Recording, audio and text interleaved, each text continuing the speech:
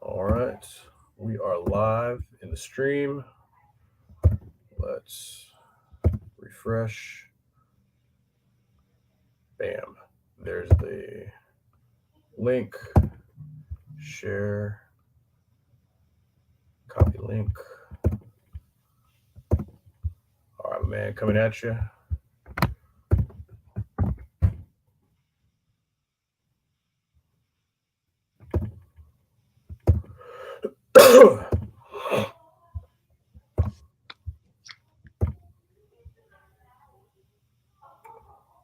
All right.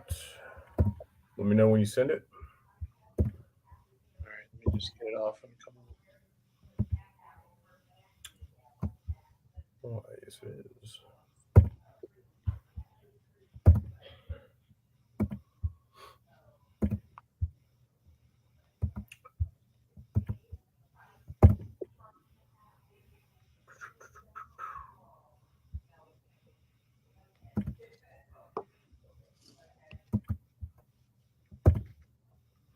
This is a much better idea. Actually, get it out there first. Everyone jumps in like halfway through our first game. Well, there's a way that we can get it out there before we go live. I remember there were when I was logged in last year. There's a way that you can do it. I forget what it looks like, but I think if I got logged into the main account, I might be able to figure it out. Yeah, sounds good. We'll have you do the login next time. I'm not 100% sure, but Gotcha. Have you already shared?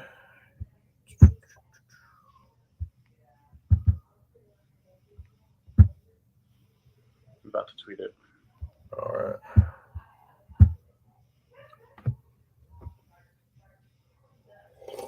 I just tweeted the link with a real simple tweet. Nice.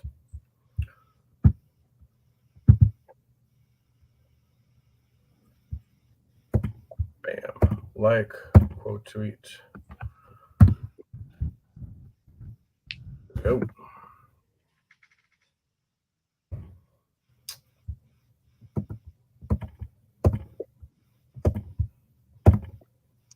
All right, you ready? Mm-hmm.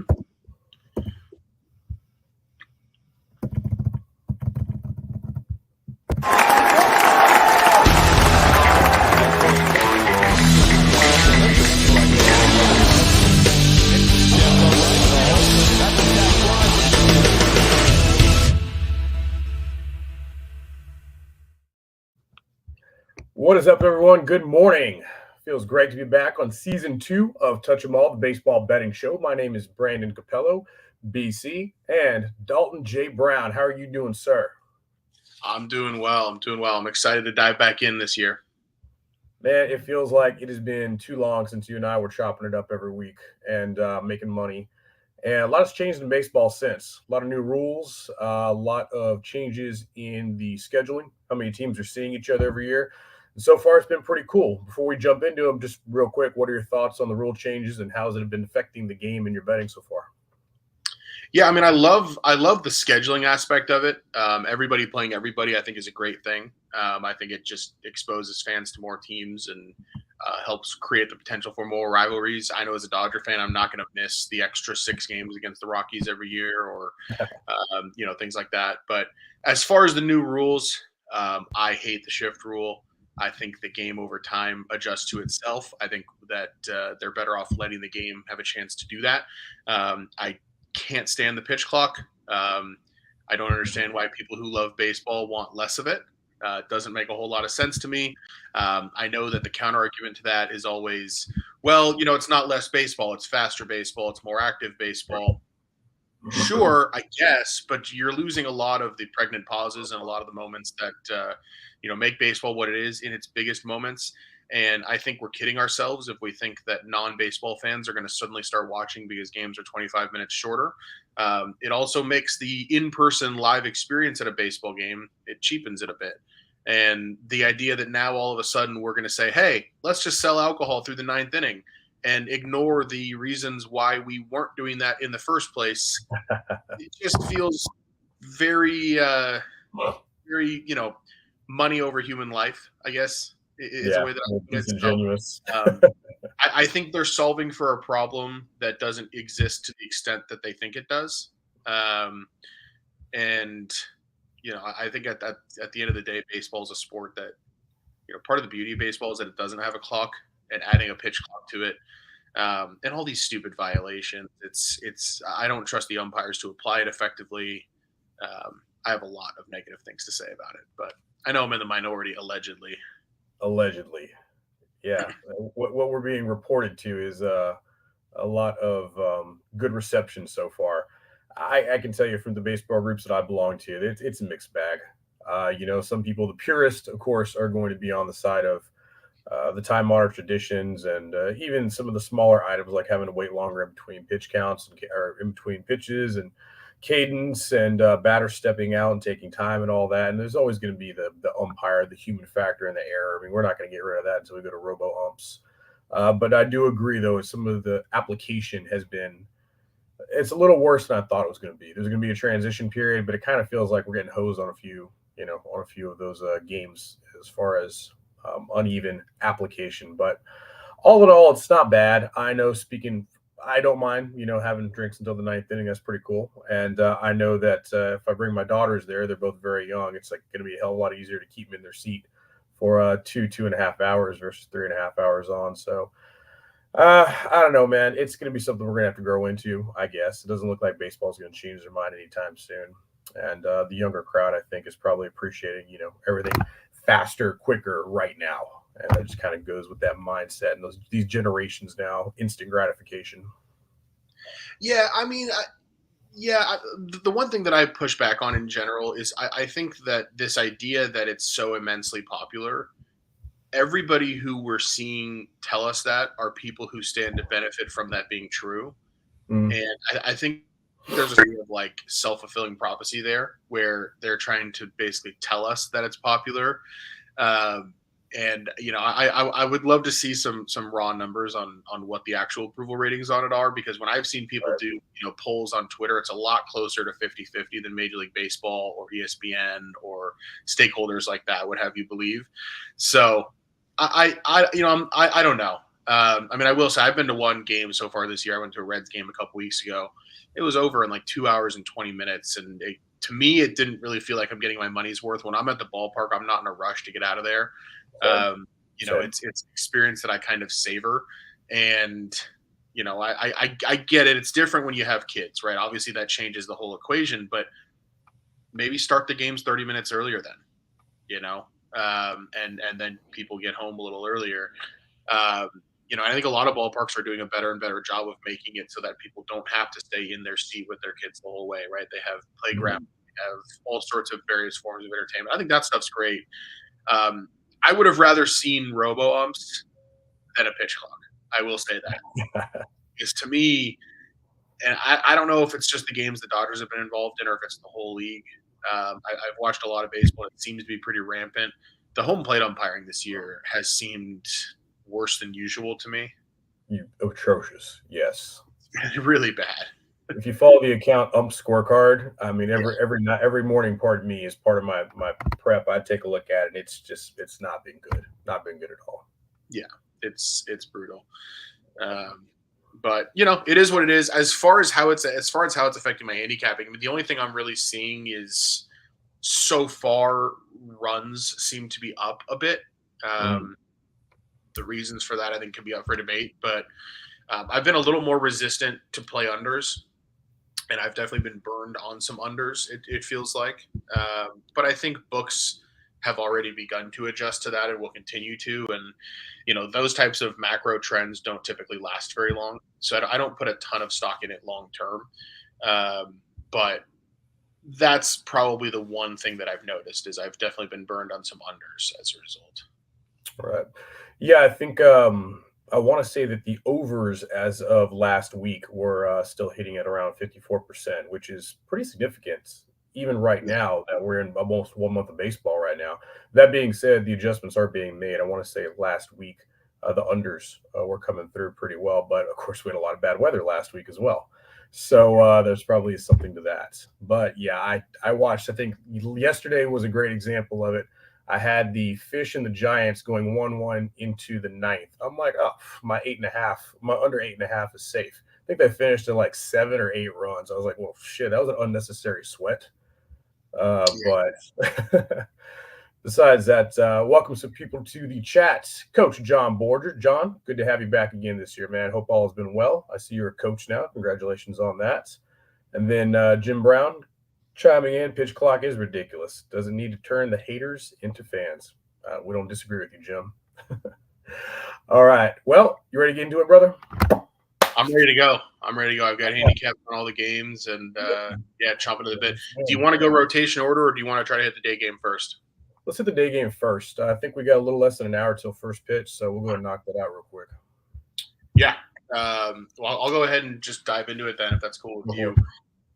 First game I've got on the board here is the Twins taking on the Boston Red Sox. That's going to be 9-1-1, 9-1-2 on the betting card. That's at 1:35 Eastern. Kenta Maeda taking the mound for Minnesota against Tanner Houck taking the mound for the Red Sox. Red Sox, very small favorite at the moment, minus 117. Minnesota plus 107 on the money line, over under at 9. And the Red Sox, you can get them at a pretty heavy run line there, plus 160, minus 1.5. I'll start with this. This is not a game that this is not a game that I have a bet on. I think that this game is lined about right. It's a little too. It's close to even, and I think it should be. Looking at Tanner Houck, good stuff overall. His 2.90 expected ERA tells me that he's due a little bit of positive regression. He does have issues with walks, and I think those issues have become more serious recently. He walked 4 in his last start against Anaheim, but for the most part, I think the Red Sox are probably encouraged from what they've seen from him, especially compared to a lot of their other starting pitchers. The one thing with him that he hasn't pitched at all in the 6th inning yet. You're going to get some of that Red Sox bullpen today.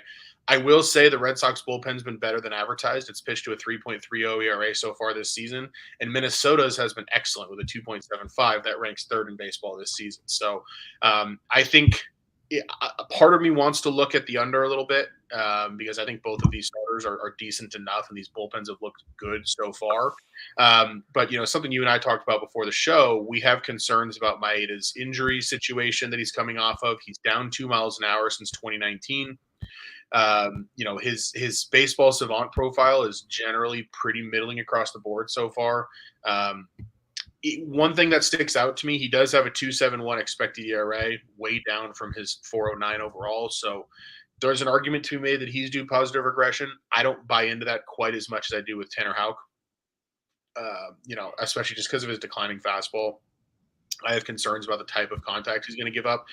What you do get with Kenta that you don't with the other side, he's not going to walk anybody at all.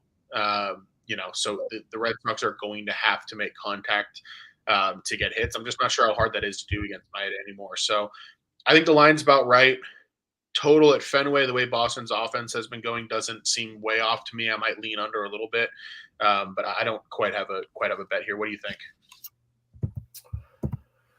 So the Twins aren't really coming in the best of forms right now. They got one from Boston yesterday with Ryan on the mound. They lost one game of that series. They previously split with the Yankees. Kenta Maeda has, I think he's been like a sub-4 ERA pitcher, 1.13 whip in his career. So he's been serviceable. He's been around. He's not looked great in his last 2 starts of the season. He allowed a home run in each appearance, and that was against the Fish in the South Siders. 11 hits, 5 runs, all earned. You mentioned his fastball has lost some velo. It's also lost some spin. He was never an overpowering pitcher in the first rate, but average exit velo, hard hit percentage, barrels, four-seamer, they're all bad, like bottom 3rd of the league. And it's starting to show up on the scoreboard. My concern is he did miss all of last year with his injury. I think he either was affected by rehab. I think the Mets website for his last start against Chicago, he bowed out because of fatigue, because I think is what was reported.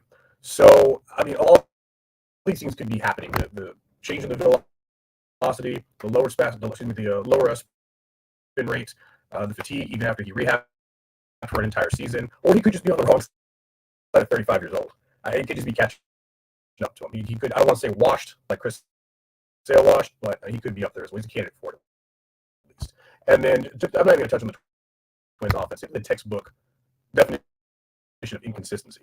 They're not an offense like him back. I haven't backed him in weeks, as a matter of fact. The Twins' offense is just not something you want to hang your hat on. For Tanner Hawk, he's been also not great. Career numbers, similar trajectory as Maeda, even though they're 10 years apart. They're 3.15 ERA, 1.14 WHIP. He showed really great strikeout stuff in the past, but his velocity has been hard down as well. Bottom third percentage, exit velo, hard hit. The walks, though, D are the big concern. 7 walks in 14 innings pitched. That you can't back a pitcher that issues that many free passes. And offense, Boston's also a little bit of a mystery. They're plating like the third most runs in the major. I think they got like 100 so far. But their team batting average and OPS is still outside the top 15. They do hit righties well, and they do have a much lower strikeout rate versus righties as well. So this all adds up to me that Maeda, I was called Medina. Maeda, he's could be rocked early today. Steam early from 8.5 to 9. I get it. Twins hung 10 on him yesterday, but before that, I think they only scored 4. They needed an extra inning, and then they only scored 4 runs in 3 games against the Yankees. I don't know, man. This is probably a stay away game, but because it is daytime baseball, and you know me, I'll probably punch a ticket on something. My leans for that game are the Red Sox first 5, maybe the run line, even though the bullpen is still hot garbage, or maybe the Red Sox team total over 2.5. Maeda also under 3.5 strikeouts. You can get plus money. It's plus 115. So if you want to put a little action on the early game, like I probably will, those would be my recommendations. What do you think, man?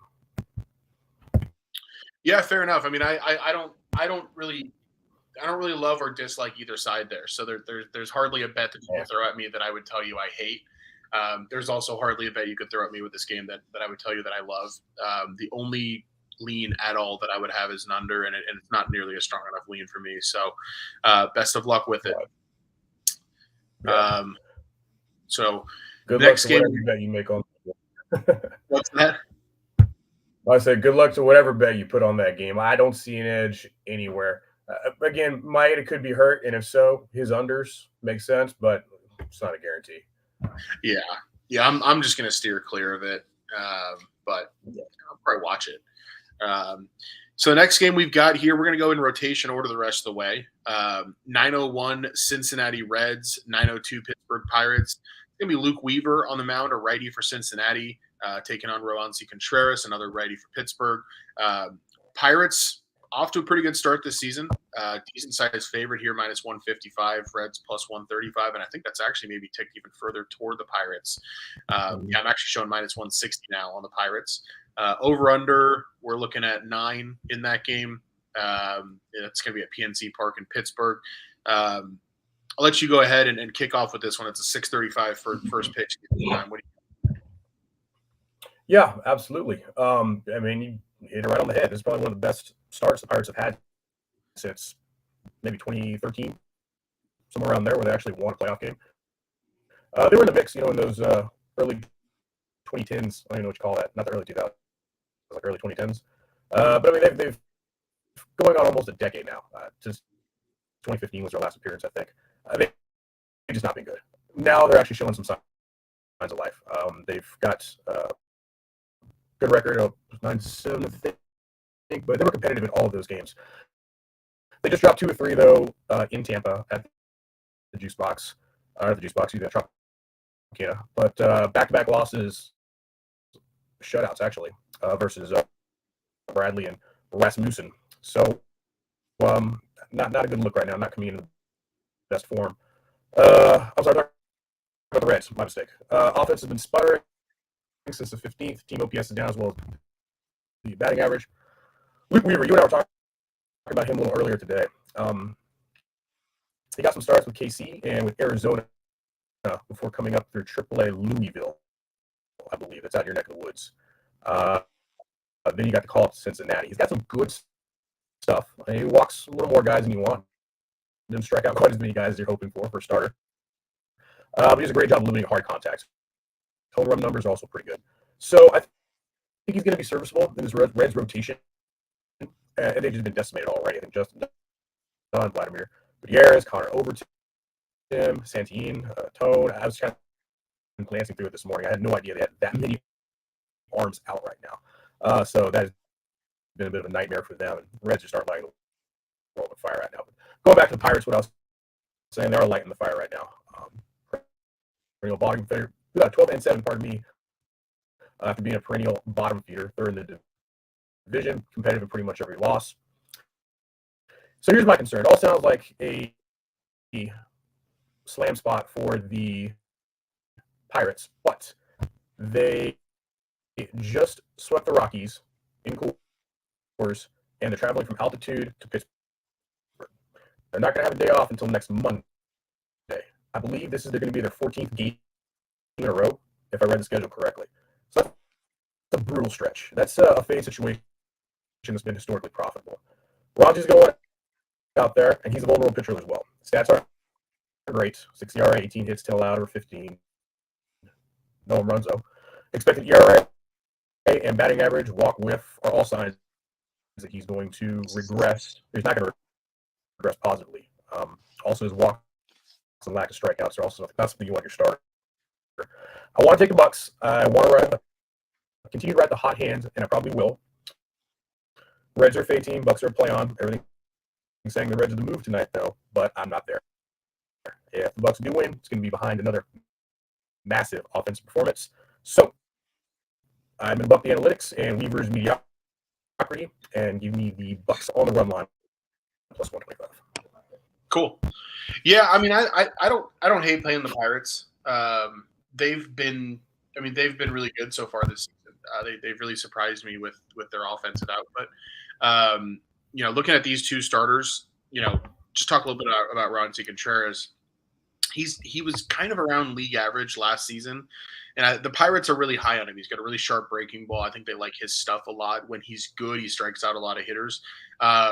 His problem this season, his walk rate is up near 20%, and that's just not a sustainable way to pitch.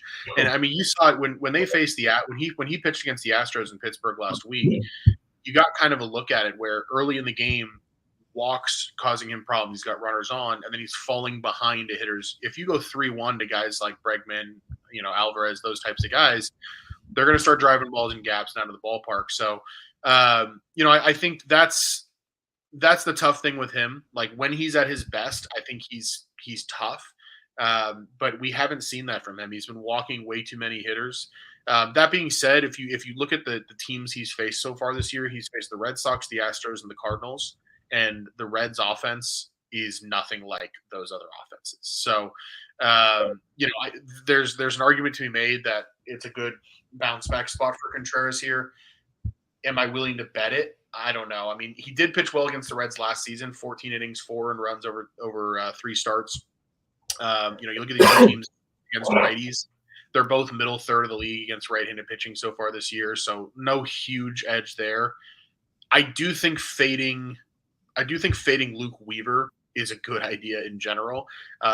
It tells you a lot about a guy if he couldn't break Cincinnati's opening day rotation. The fact that he had to start his year in Louisville tells you something about where he's at. Same thing last season. He couldn't crack the rotation in Kansas City. He was essentially a castaway from Arizona before then, as he struggled there. Even at his best, which was, let's say, 5 years ago, when he was with the Diamondbacks, even then, his best was around league average. So that's just not a guy I want to get behind. That being said, as much as I'm not confident in him, I'm also not very confident in my assessment of him because we just haven't seen him pitch. He threw 35 innings last season. So I don't know. Maybe the Reds know something we don't, but in general, he's not a guy that I'd be excited to play on. My first look for this game would actually be the over. I'm not playing it. It doesn't cross a threshold for me. But over 9, I think Pittsburgh's a decent ballpark to hit in. Neither one of these starters inspire a ton of confidence, and especially if Contreras continues to struggle with control, you're going to have plenty of base runners to deal with, plenty of advantage counts to deal with. Pirates bullpen has also been a bit better than Cincinnati's so far. So I give the Pirates a starting pitching advantage. I give them a bullpen advantage. I think their lineup's been better. I understand the appetite for playing the Pirates. minus 160 is a little too rich for my blood with a team that I think is not used to being favored that way. And I think if you had shown me this line 3 weeks ago, I would have been hammering the Reds, right? And so I don't want to let 3 weeks of data take me to a place where now I'm willing to lay this type of number with the Pirates. That being said, they've impressed me. They've been a lot better than advertised. So, first 2 games for me, I don't have anything yet. I will on this third one. Anything else you want to say on Reds Pirates? No, not really. I mean, you hit it right out of the park right there. Not really playing on pitchers. I mean, just a play on team in general. And again, fading some red flags here. But again, if they're going to win, they're going to win big. It's going to be run line or nothing. There's no way for a reason. You said them to lay $1.60 right now with them. Now with pitchers. So yeah, I'm with you. Sounds good. All right, next game on the board, 9:03 Colorado Rockies, 9:04 Philadelphia Phillies from Citizens Bank Park in Philadelphia. It's going to be Ryan Feltner on the mound for the Rockies. He's a righty, 8.78 ERA. He'll be taking on Matt Strom for the Phillies, who's off to a great start, 1-1 with a 2.13. Phillies huge home favorites here. I've seen them as high as minus 220. We're actually looking at minus 230 now in some shops. That total is barely hanging on at 9. Some places it's up at 9.5. I actually jumped on that over last night at 9. It was 115 at BetMGM. I think you should still be able to find lines similar to that out right now. Run line here, Phillies favored by a 1.5. You're looking at minus 110 each way. Game's at 6:40 Eastern time. I'll go ahead and dive in with my handicap here because I have a pretty strong feeling on the over. I'll start with why you wouldn't bet the over, which is Colorado's offense heading on the road after being at home for a while. Colorado's offense on the road in general, and the fact that Matt Strom has actually pitched pretty well. The reason I think we can get past all of that, Colorado's got a bunch of lefty mashers in their lineup. You look at guys like CJ Cron, the catcher Elias Diaz, Chris Bryant. They're a team that's really built to hit left-handed pitching well. And while they're not in Colorado anymore, Philly is about as hitterish of a ballpark as you're going to get outside of Colorado. And you add in the fact that it's going to be 87 degrees today, or 77 degrees today in Philadelphia. That's an unseasonably warm day for April. I think the ball is going to be flying. And Matt Strom, while he's been great, and he's really been good dating back to last season, 3.34 expected ERA last year. He's got that number down this year to 3.13. So it's been really consistent for him. Problem is, he's not a guy who's going to go deep into the game. He's not fully built up as a starter yet. He actually, his first appearance this season was out of the bullpen. He's made 2 starts now. You're not going to see him pitch. He probably doesn't finish the 5th. You're definitely not going to see him in the 6th, and you might not even see him in the 5th at all. So I think you're going to get a lot of that Phillies bullpen, which is a great thing if you want to bet the over, because the Phillies bullpen has been terrible so far this season. They've got a 6.30 ERA. That's 28th in baseball. Colorado's bullpen's been a little bit better than the mid-4s on ERA, but they're exhausted. They just gave up a gazillion runs to Pittsburgh over the last 3 days. So I think it's a good situation for an over, and I haven't even touched on Colorado's starter. Ryan Feltner has been one of the worst in baseball so far. I will say, if you look at his advanced metrics, his expected ERA is around 4.5, bit closer to average. But if you look, this is actually a guy who's been worse away from Coors Field than at Coors Field since the beginning of last season. So he's not really a guy whose terrible numbers are only because he pitches at Coors Field. Big problem for him, too. Like Contreras, he walks way too many hitters. He's walked 11 and 13 in a third inning so far this year. He actually pitched at Philadelphia last year. It was his first start of the year back, last season. 4 runs, 7 hits, 2 walks in just 5 innings. And this is a Philly team that's starting to come around offensively. They just took 2 out of 3 on the road at the White Sox. They're 5th in baseball in WRC plus against right-handed pitching. So I think there's a lot working in our favor here. Warm night. Hitters Park, 2 pitchers who are one who's really gettable, one who's somewhat gettable, and who's going to be out of there by the 4th or 5th inning and followed by a terrible bullpen. I'd make this 9.5 or 10 on the total, so I'll gladly play over 9 up to about minus 125. Go.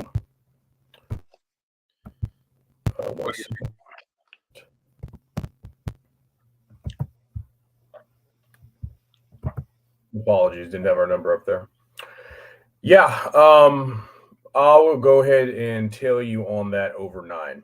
I do like that. Now, I do have some concerns. Let me just jump into the handicap real quick. Rockies are terrible. They're just absolutely awful. I think their season win total was 65, 66. They're probably going to finish around 60-ish. I think if you've got the under on that, you should probably go ahead and count the money. Uh, they won 68 last year. I think they were missing a couple of their all stars, and of course, the splits were just awful. They just haven't shown me anything so far this season. It's a massive home field advantage, kind of went out the window in that last series we just touched on with Pittsburgh. They got swept. They got outscored 33-9, and they just used a whole bunch of that better than expected bullpen.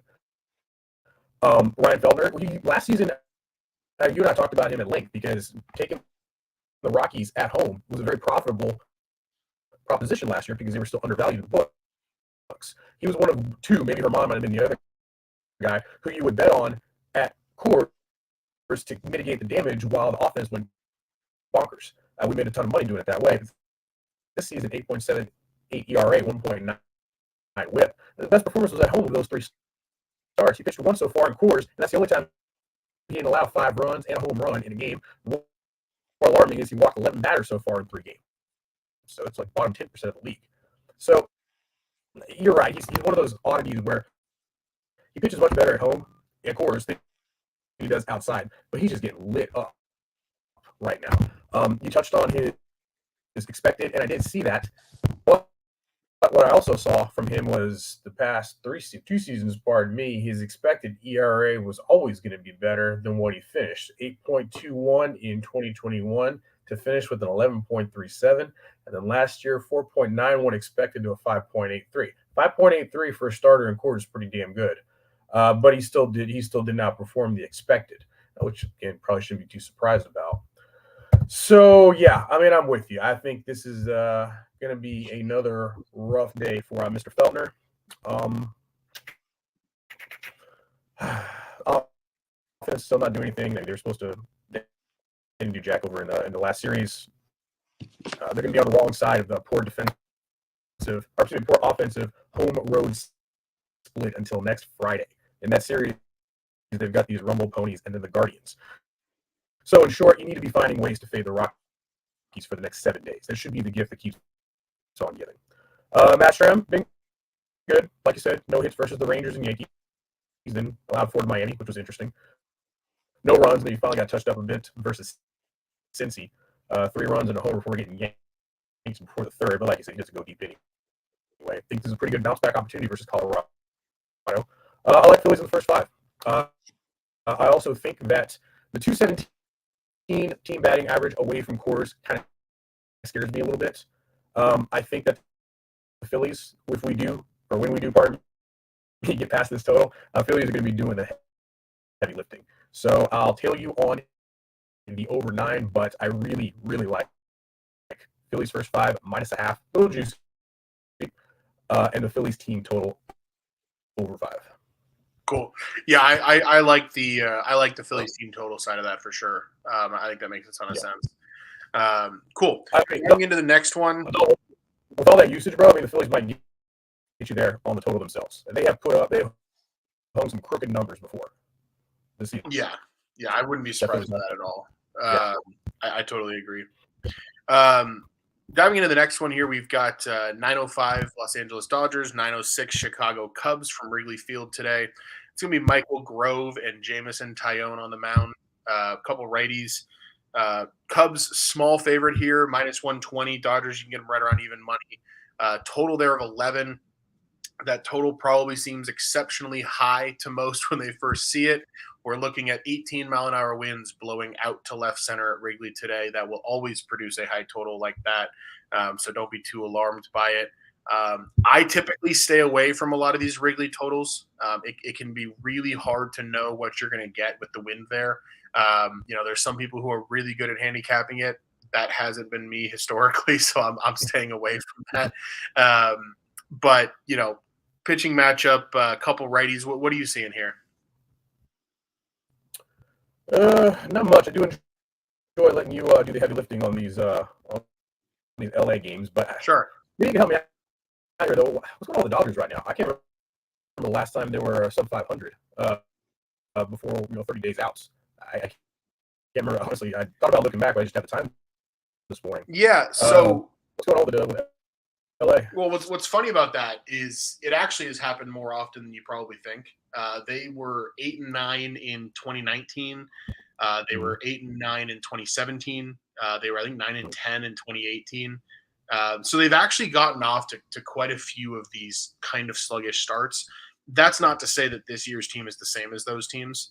I think there's legitimate cause for concern in some areas here. Do I think they'll figure it out? Yeah. I mean, I think they are still the favorite to win the division. I think they're still going to win more than 90 games. They're going to go on streaks as the season goes along. But they don't have the margin for error that they've had in past seasons, nor the margin for injury, at least not now. As the year goes along, you're going to start to see some of those pitching prospects come up, and that'll give them a boost. You're going to start to see guys like Michael Busch come up, and that'll give them a boost. But it's kind of a combination of things. I'll say this: they've been missing Mookie Betts all week on paternity leave. Will Smith's been out with a concussion for about a week now. Gavin Lux going out for the year was a huge deal. Now they're also down Miguel Rojas. They're down to like the fifth shortstop on the roster. So a lot of it is just things have kind of snowballed on them injury-wise.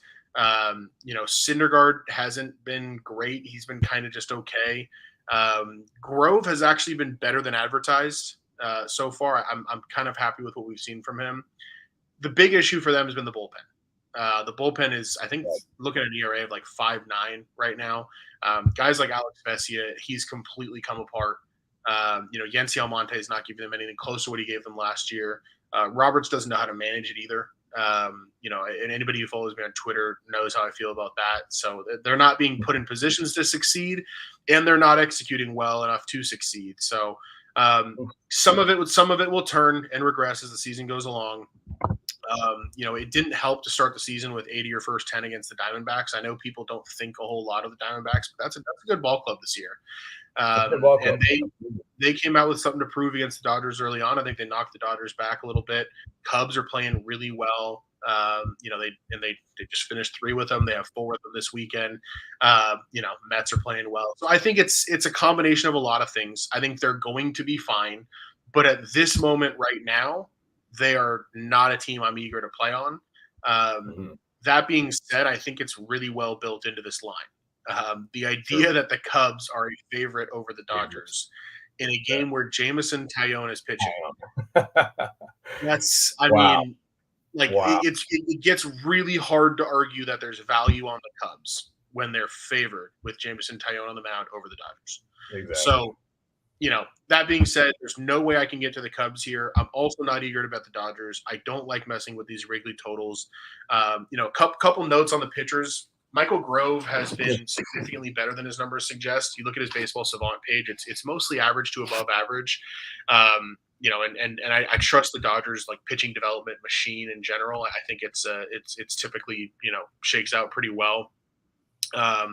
It's just tough when you have guys like Luke Williams starting at shortstop. It's just like it's not a great situation. You look at the Cubs, 5-1 road trip out west for them that they're just coming back from. Both teams just flew from the West Coast. Cubs were in Oakland yesterday. Grove did pitch pretty well against the Cubs on Saturday. There were a lot of unders in that series with the Cubs and Dodgers last weekend. Hard to know whether that'll continue at Wrigley. It's a lot of me giving you thoughts without giving you opinions on the game because I don't really know what to do with this. Yeah, I'm in the exact same boat. By the way, I looked it up real quick. ERA is now over 5 for the LA bullpen, 7th worst, and then even more concerning, the WHIP is over 1.5 now as well, 4th or 5th worst now. So yeah, that's not been helpful to the Dodgers. But yeah, I mean, I'm going to do the exact same way. For anyone listening, I'm just going to give you a bunch of notes and thoughts with really actionable info. I mean, we were talking really about the weather. It might not even get played. But yeah, I think both of these pitches, the exact same pitching matchup, just met 5 days ago at Chavez. Both pitchers pitched pretty well. Taillon allowed 2 hits, no runs, 7 Ks. Grove, 2 hits, allowed 1 home run, but also struck out 6 ultimately. They got the win thanks to a Cubs bullpen fail. I think Peralta had the walk off in the ninth. I think it was Peralta. I think we're going to get a similar performance out of both pitchers. One of these bullpens is going to give up the game. If you can find a wager for that, I'll put my money on that. One of these bullpens is going to blow it. The Cubs at home have been pretty profitable in the favorite position, 7-2. LA still has the higher ceiling as far as the offensive performance, but by the historical standards, a more potent lineup. I mean, it's going to be a pass to me. The weather is what kind of trips me up. I would like to go with the first 5 under here, but that's a pretty wild wind blowing out, and both these teams can get under the ball. If that wind changes by game time, I might be looking at an under 6. I don't hate that play. I can't promise I'm going to be on it, though. So I'll probably watch the weather, but that would be my only possible thing I might be interested in playing for this game. It's just, like you said, everything is just freaking opposite day with these two clubs right now, the way these numbers are, which is right. Bookmakers did it right. It's just hard to fathom. You know, you get used to fading teams and playing on teams, and it's just all freaking backwards now. Yeah, absolutely. Cool. Well, we'll go ahead and move on from that one because there's no real action there. Padres Diamondbacks, that's going to be 9:07, 9:08 tonight from Arizona. Diamondbacks, another red-hot surprising team like the Pirates, although I'm a little bit less surprised when it comes to Arizona. They're sending Ryan Nelson to the mound, young righty, against Michael Wacha for the Padres, another righty. Padres small favorites here, looking at about -135 on the money line last I saw. Over under 10. That's bumped up a little bit from 9.5 last night. Arizona's a team that I've been playing on a lot this year. I have them over 75.5 wins. I've got them at almost 5-1 to make the playoffs. They're a team that I think has been near the top of prospect rankings for a few years, and those guys are starting to grow up and become big leaguers. And especially with the new disengagement rules with pitchers, they're stealing a ton of bases. They're really fast. They're causing all sorts of problems. So I'm very much an Arizona backer this year, as painful as it is for me to say. And San Diego's a team that's fighting it right now. They just went 2-5 on their homestand. Their offense hasn't been great. Juan Soto's been struggling. I love the Diamondbacks here catching a run and a half at -130. I think I kind of think the wrong team's favored. It reminds me a little bit of Dodgers Cubs, where you've got the team that's been dominant in recent years and a team that's been down in recent years.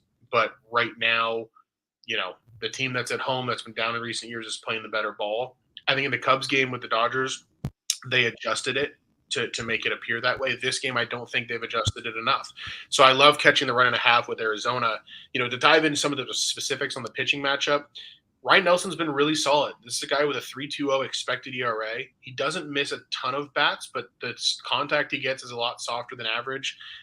He has faced San Diego already this year. Strong 5 innings, allowed 3 earned, nothing crazy. But his last start was his best. 6 innings of 1-run ball at Miami. This is a guy who I've watched him pitch a few times, and he's impressed me quite a bit. So I think he's a guy worth backing. The Arizona bullpen's been okay. You look at both these teams against right-handed pitching; they've both been, about 10% worse than average. So not really the lineup advantage for San Diego that one might think. Padres getting Tatis back, maybe it gives them a shot in the arm. I don't know how it serves that clubhouse though.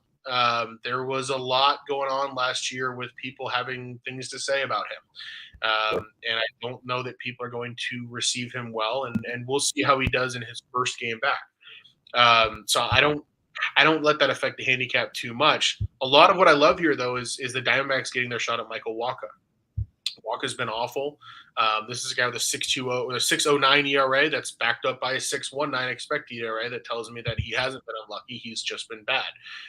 He's over the hill. He's made 3 starts. 2 of them have been awful. One of them was pretty solid. But in general here, I make this about a pick 'em. So if you're going to give me a run and a half at just -130 with Arizona, easy pick for me to make. Yeah. If I'm taking a side, it's got to be the Snakes. It has to. Not with as feisty as the Arizona offense has been, and with just terrible. And I'll go ahead and say, Walker washed. watched as he's been pitching, yeah, I mean that's going to be the move.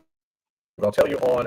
I'll probably split the bet between the money line and the run line because I think they've.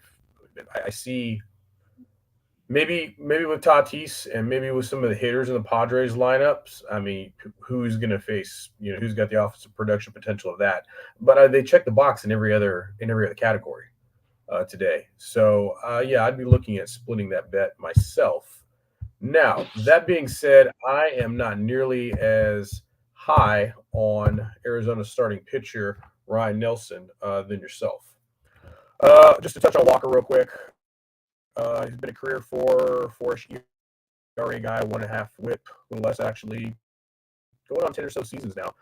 He had a dominant performance against Atlanta, but before and after that, he got lit up like the 4th of July against Colorado and Milwaukee. Not the greatest hitting teams right now. Performance and projected metrics all say it's going to be this bad or slightly worse for him at 31 years old. So Ryan Nelson, he's not a pitcher I want to bet back either, honestly. 15 hits, 7 earned, 2 home runs, over 17 pitch. Control's been a real issue with him as well. He's also walked 5. The Padres, he faced them back on the 3rd, I think. He allowed 3 earned, 3 hits, and a home run. I think Juan Soto got him on that one. He settled in and pitched well after that. I still have some concerns about him. I like Tatis being back in the lineup. I think that the Padres are due for some positive hitting progression. I think that we are going to see that today. Again, I'm not high on Nelson. I appreciate that you are, but I'm going to go the other direction on that. I think it's going to be a high-scoring affair. Walker's probably going to throw a little BP today to the Snakes. Mediocre bullpens are going to take over after that.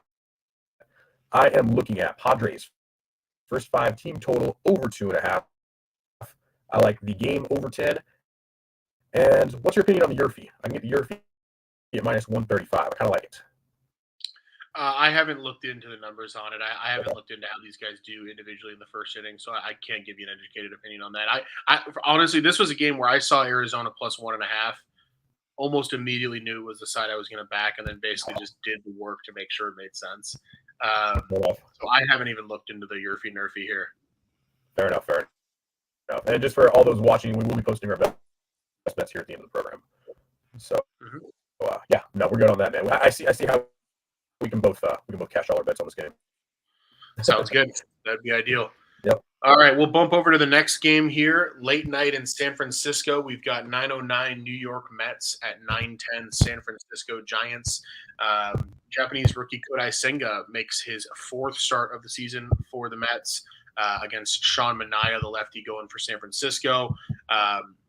Senga and the Mets are minus 130-ish favorites, over under 8.5 in that game.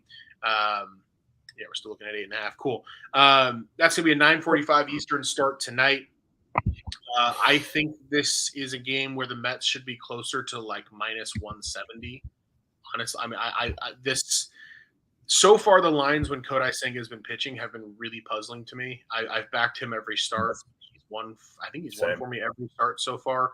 And strike out props. Perfect. Yeah, I think he's just been super undervalued, and especially against Sean Manaea. Manaea's been bad for over a year now. He was a mess last year for San Diego. He's got a 7.42 expected ERA so far this year. Bottom 10% in expected slugging percentage against. Bottom 10% in expected ERA, barrel rate, fastball spin rate. This is just not a good major league pitcher anymore. The unraveling started last year. It's really only continued. And here's the kicker for me. That 7.42 expected ERA, all he's done so far this season is tour the AL Central. He's faced the White Sox, the Royals, and the Tigers. Now he gets the Mets. I don't see how it goes well for him. The Mets are playing really well. They're 5-1 on their road trip so far. They went to Oakland. They went to LA. Just took 2 out of 3 from the Dodgers. They've actually been out west all week. The Giants were in Miami yesterday, so Giants are the home team, but the Mets have the better travel spot here as well. When you look at Kodai Senga, Baseball Savant views him as kind of middle of the road, about average. That's good enough for me to take the Mets at minus 125, minus 130. And I actually think he's better than that anyway. This is a guy he's going to continue to get more strikeouts. He's going to, I think we're going to see some of those contact numbers improve. He gave up a few runs to Oakland in his last inning of work in that game. I think there was a little bit of hard luck contact there. I was watching that game because I had the Mets, and I don't think that it didn't really concern me. I'll put it that way. Also, there's no secret that the Mets have the superior lineup to San Francisco, significantly so. The Mets have the superior bullpen, significantly so. San Francisco's bullpen so far this year, 5.82 ERA. That's 26th in baseball. Mets are top 10. It just doesn't make any sense that this game is this close to a pick.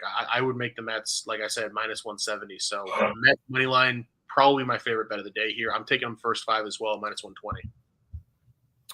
Yeah, I didn't even. It was one of those things where it opened up last night. I saw it, and then I just jumped all over it. Like, you know what? I'll make it make sense tomorrow. But excuse me. Yeah.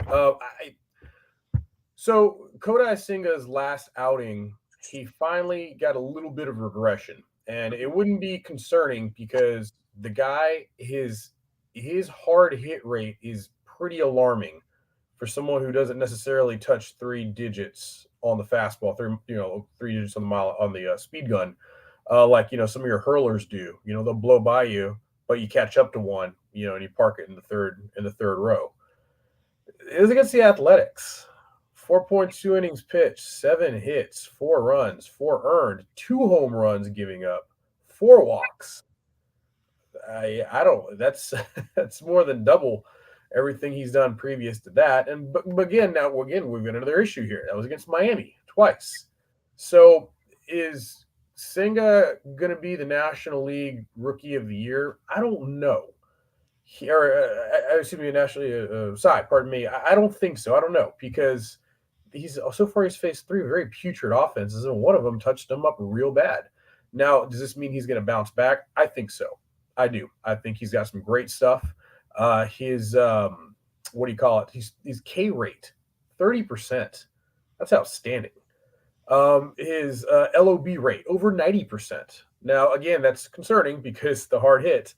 But the Mets are doing a lot to help him out as well. They are striking out at an elite level, I think 16% of the time, I think. And they're walking a significant amount of the time as well.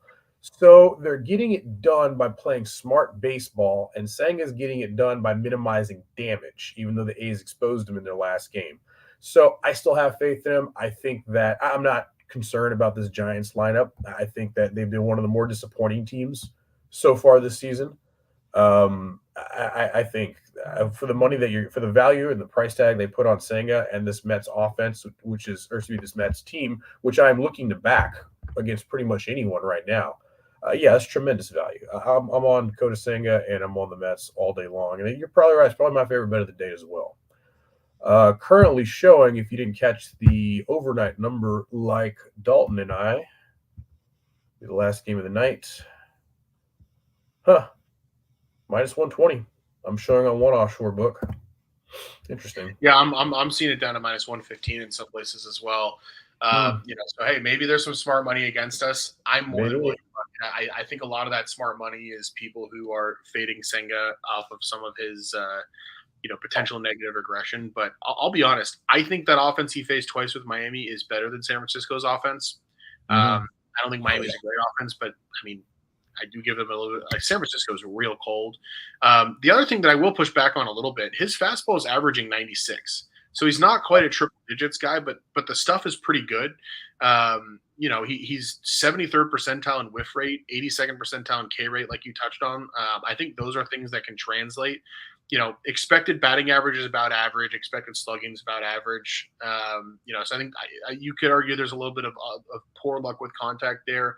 My concern with him, 3 walks, 4 walks in his first 3 starts. That's something he's going to have to clean up. Right. I think if he can clean that up, he can be a solid, number 2, number 3 rotation type guy. If he can't, he's probably a number 4. I'm just not sure how much it matters here. Sean Manaea has just been a gas can. And You Yeah, know, sorry to interrupt you. That's the only thing I wanted to touch on. I'm just going back. You mentioned he hasn't been good for a while. No, he hasn't been good in a while. 2019, that's when he had that killer season, 1.21 ERA, and he was striking out everybody. I mean, he was a badass. After that, it just went all downhill after that. Ended with 4.5, 3.9, 4.96. Only one of those years did he outperform his expected. Every other time he was terrible. I mean, he was really, really bad. Hard hit percentage has been high 40s since that 2019 season. So, I mean, yeah, this he's throwing meatballs out there. He's throwing BP. So, yeah, all day long. If Senga has any regression, I don't think it's going to be nearly as bad as what Mania is throwing up there right now. And like you said, I'll take this Mets offense over this cold ass Giants offense right now, especially. yeah, yeah, and same thing with the bullpens. I mean, the Giants Both bullpens of are horrendous. So, cool. Same page there. We've got one more game to end the show with. It is my least favorite team in baseball, the Anaheim Angels, who are definitively not from Los Angeles. They are from Orange County. It's a different county. It's a different area code. It is not LA. Those wretched Anaheim Angels are in New York, taking on the New York Yankees tonight in the Bronx. Yankees decent favorites here, minus 160, over under 8.5. It's going to be Patrick Sandoval on the mound for the Angels, a lefty taking on another lefty in Nestor Cortez. Both of them have been really solid so far this season, and this is my last bet of the day. Not my favorite bet on the card, but makes the threshold nonetheless. I am on the under at 8.5 between these two. I will let you go ahead and kick off this one if you've got a handicap for it. What do you think? Yeah, I mean, I'm with you on that. I am much, much stronger on the first five under, though. I'm a Patrick Sandoval guy. I like the guy. I think he's tremendously underrated as a pitcher. And he kind of gets hidden by all the big names out there in Los Angeles, but I think he's so far 3 starts. Sorry, can you hear me? He gets hit by the big names in Los. You mean in Anaheim? Oh, I apologize. My mistake. Dalton's gonna throw his notebook up and just walk off camera now. I apologize. Those were fighting words. In Anaheim, I think he gets hidden by the big names in Anaheim. 3 starts, 14 2 innings pitched, 11 hits, 4 runs with only two earned runs. Pardon me, and that was against the Jays, the Red Sox, and the A's. Hard hit percentage around 28%, so a ton of soft contacts. K numbers aren't great, but they'll go up. He's only fanning 16% of the bats, below his average, but he'll get there.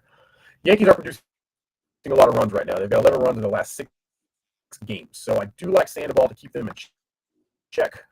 Nasty Nestor on the mound, solid, 17.1 innings allowed, 16 hits, 5 runs, all earned, 2.6 ERA, 1.4 WHIP. That was against the Orioles, the Twins, and the Phillies. So he's faced some hitters, and he's been especially good at limiting extra base and home runs inside of Yankee Stadium, which can be a bit of a bandbox sometimes. So Cortez is probably going to be your most trusted bet on pitcher, besides maybe Garrett Cole, but I still don't know if that guy's for real or not for the season. So I like both guys to get us to the Murphy, which was kind of odd because I found it at minus 105. That might have been a glitch. But I'm going to keep the first 5 under, even though Anaheim has the second best bullpen ERA. They've only allowed 4 home runs, pardon me. The Yankees' offense, more so than any team, and this is just, I don't have any stats to back this. I'm sure I could dig it up if I wanted to. They seem to have the best increase in offensive production more times they go back through the lineup. They've just got nothing but professional hitters on there. They start a little bit slow, but their offense seems to come later in the game. So even though the Anaheim Angels have a strong bullpen, I'm just going to go ahead and stick with the first 5. It's just too much risk for the long ball. Ohtani, Trout, Judge, Rizzo, so on. So my players are going to be Yankees Angels, first 5, either 4.5. And then I think that Murphy should be probably at least a quarter higher. So I'll take it at minus 105. What do you think about it? Yeah, I don't mind either one of those plays at all. I think they're both pretty sound. the reason I'm comfortable going full game, Yankees bullpen 2.17 ERA this year, Anaheim 3.14. They've both just been really good. And this series between these two has been kind of an under series. Neither team has really hitting the cover off the ball the last couple nights. So I like it in that sense as well. You touched on Sandoval. I completely agree with him. And every time I watch him, I'm like, this is a guy that is not getting enough attention. I think he's a heck of a pitcher. He's due some regression, right? I mean, his expected ERA is a little over 4, but it's hard to argue with a guy who's allowed 2 runs in 14 2/3 innings. And you look at, his last 2 starts were against the Blue Jays and the Red Sox. Those are 2 pretty good offenses, and he's consistently had a sub-4 expected ERA the last few years in a row. So, if anything, I think that not all of that negative regression is going to show up, and I think this is probably a decent spot for him. I don't think he's going to be lights out, but I think I'll put it this way: if we get 5-6 innings, 2 runs out of him, with what Nestor should do to the Angels, I think we'll be in good shape. And what I like about backing Nestor Cortez in a spot like this, he doesn't walk anyone, right? It's a little bit like what I talked about with Miami. Guys who don't walk anybody, you're not going to get those extra base runners. Teams are going to have to put the ball in play. And I think it's a pretty good spot for both of them. Nestor Cortez with a solid expected ERA 3.29. That tells me there's not as much regression to do with him. Also, when Cortez faced Anaheim last year, he threw 7 shutout innings. So, it's a matchup that worked pretty well for him in 2022. So, I don't mind the nerfy at all. I don't mind first 5 under. I'm going to play full game under. In general, I think it's an under game, and hopefully it's a winner. Right on, sir. Does that wrap our games for the day? It does, yeah. Excellent. Dalton, I'll let you go ahead and go through your best bets to close out the show.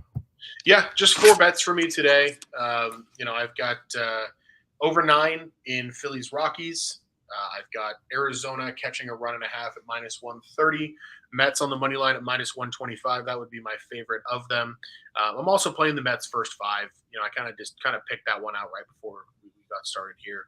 And then you look at Anaheim and New York under 8.5. Just touched on that one. Those are the 5, I guess, if you include Mets first 5 that I'm on today, and I feel pretty good about them. We'll see.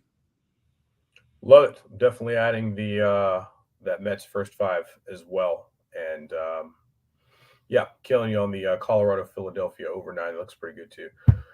So for me, a little more action. Yanks Angels first 5 under 4.5. I was able to catch a 4.5 before it changed. You're probably okay at 4, but you might get a push condition. I still think it probably goes underneath. The Nerfy -105. You can probably play it to about 125, 130. I think you'll be safe. Pirates run line.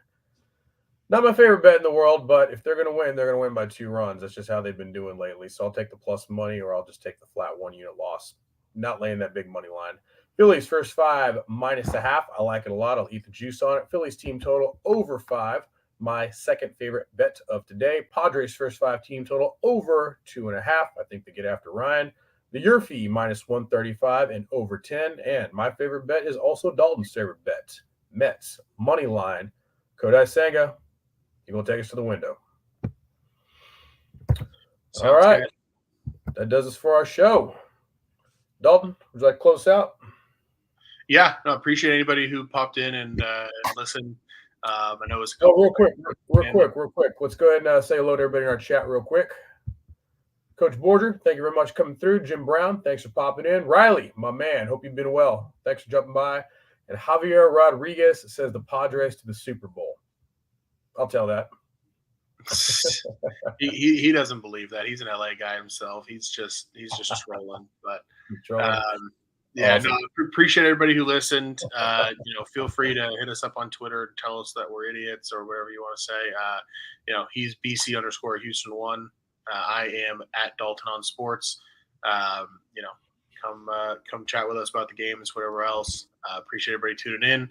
We will be back sometime probably sometime early next week. We'll have to kind of look at our schedules, and we'll put it out. We'll drop it on Twitter and let y'all know what to expect. And you can follow along both of our Twitter accounts each day for the picks that we're making. We are always sharing them there. We're always updating our records there. We try to be as transparent as possible. So come check those out, and come win with us. Fade us, whatever you want to do. We're going to do our best to win, though. So hopefully you want to play along. Good luck and all your best tonight, guys. Have a good one.